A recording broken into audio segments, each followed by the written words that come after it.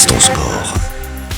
Et donc Balance ton sport, les news ce matin, on parle du capitaine de l'équipe suisse de Coupe Davis depuis 2005 et ancien coach de Roger Federer de 2007 à 2022. On parle bien sûr de Séverin Luthi qui est l'un des mieux placés pour évoquer la fin de l'ère Federer et Wawrinka et la période de creux que le tennis suisse traverse, Léo de Garrigue. Oui, dimanche matin, après avoir donné quelques conseils à de jeunes joueurs dans le cadre du Bonmont Tennis Master, nous avons rencontré Séverin Luthi. L'an prochain, le Bernois fêtera ses 20 ans à la tête de l'équipe suisse de Coupe Davis. Il en a vu passer du monde et j'ai commencé par lui demander s'il prenait toujours autant de plaisir à la tête de cette équipe. Ouais, parce que c'est toujours différent. Moi, si je réfléchis à les différentes générations que j'ai déjà pu voir, et puis à chaque fois on apprend aussi quelque chose.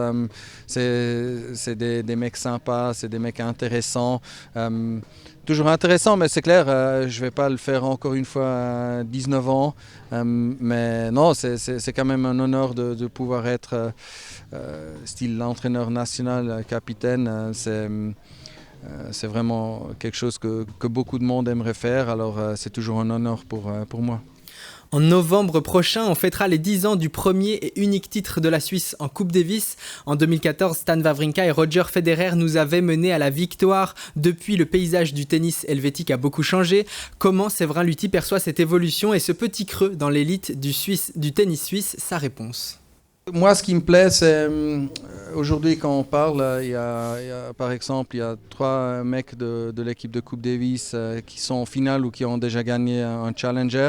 Moi, je pense qu'on est plus large qu'il y a, par exemple, 5 ans en arrière. On avait juste peut-être Laxon qui était dans les 200, sauf Rochestan. Alors moi, quelque part, ça me plaît. On ne peut pas toujours avoir des top 10 ou un numéro 1 mondial, c'est pas normal quelque part. Alors je trouve qu'aujourd'hui, on est plus large et ça, c'est quelque chose qui me plaît. Mais c'est clair qu'aussi, il y a des up and down. C'est pas toujours top. Des fois, on aimerait avoir quelqu'un de plus encore, ou des fois, il y a des blessés. Alors, c'est toujours un peu un up and down. Mais non, aujourd'hui, je suis assez content de ça.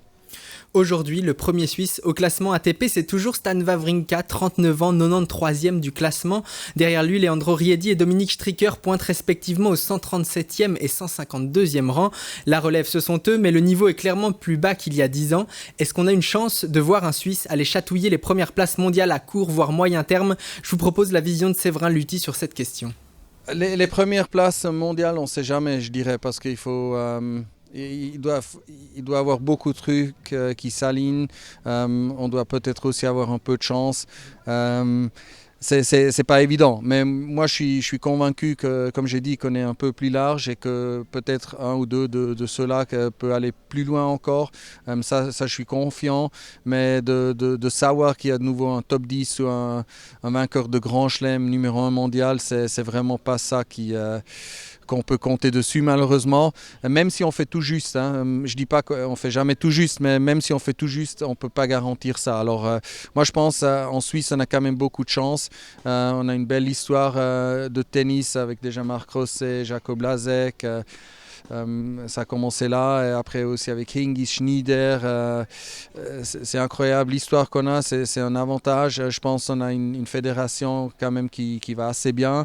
En Suisse, il y a quand même assez d'argent, on a une bonne infrastructure. Alors tout ça, c'est quand même des raisons pourquoi on doit avoir des bons joueurs en Suisse. Moi, je suis convaincu de ça. Il y a des points positifs, il y a de l'espoir. Pour ce qui est du cas personnel de Séverin Luthi, il reste le capitaine de l'équipe suisse de Coupe Davis. On l'a vu en début d'année dans le staff du Danois Holger Rune, actuel 15e mondial. Luthi n'est resté qu'un petit mois. Il avait déclaré il y a un an ne pas vouloir donner plus de 20 semaines par an dans le staff d'un joueur. Est-ce qu'il aimerait retrouver un staff? Réponse de Séverin Luthi. Je sais pas, c'est une bonne question. Je peux imaginer, moi je dirais pas que c'est impossible que je fais ça. Après, je suis pas sûr. Moi, je pense aussi que j'ai dit 20 semaines pour avoir un peu une idée, mais à la fin, je sais que c'est un peu la théorie. Souvent, on donne quand même plus après. Alors ouais, j'essaie de trouver un peu mon chemin. Aujourd'hui, je peux pas dire dans quelle direction exactement ça va.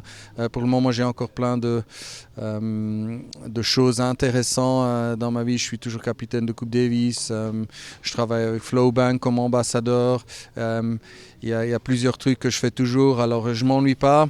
C'est un peu une situation de luxe dans laquelle je suis, mais c'est clair que le tennis, ça m'intéresse beaucoup et je le suis toujours. Eh bien, vous avez rencontré du beau monde, hein, mon cher Léon, ces derniers jours. Oui, c'était beau. La prochaine grosse échéance pour Séverin Luthier et la Suisse à la Coupe Davis, ce sera en septembre prochain où nous affronterons le Pérou dans le but de se maintenir dans le groupe mondial. La descente ferait tâche à quelques semaines de fêter notre 10e anniversaire du sacre de 2014. Mais on a confiance en l'équipe suisse, on espère qu'elle assurera son maintien.